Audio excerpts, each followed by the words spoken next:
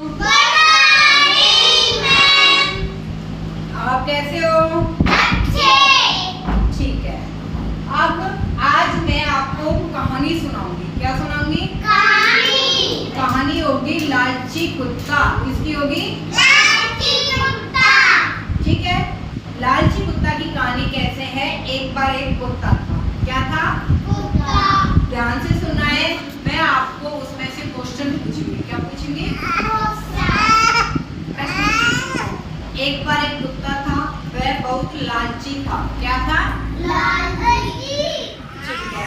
वो एक बार ऐसे ही रास्ते में जा रहा था तो उसे एक हड्डी का टुकड़ा मिला। किसका टुकड़ा मिला? हड्डी का। वो हड्डी का टुकड़ा लेकर अपने मुंह में दबाकर चला जा रहा है। उसे रास्ते में एक नदी पर बांध बना हुआ था, जो उस बांध पे वो चढ़ के हुए रास्ता पार करता है। जैसे ही वो रास्ता पार करता है, वो अपनी परछाई नदी के पानी में देखता है।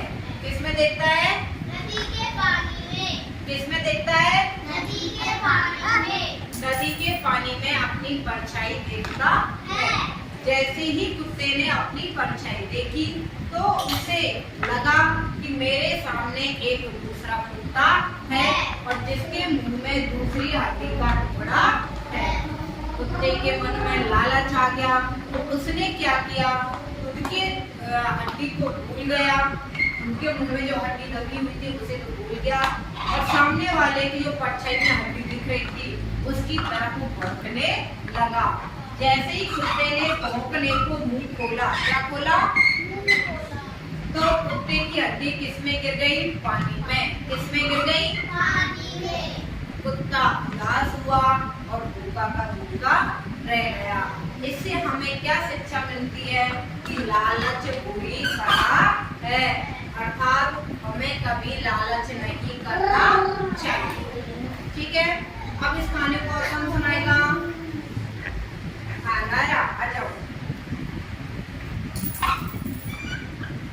आर्यन सुनाएगा। कौन सुनाएगा? आर्यन। आओ आर्यन। एक बार एक लालची कुत्ता था।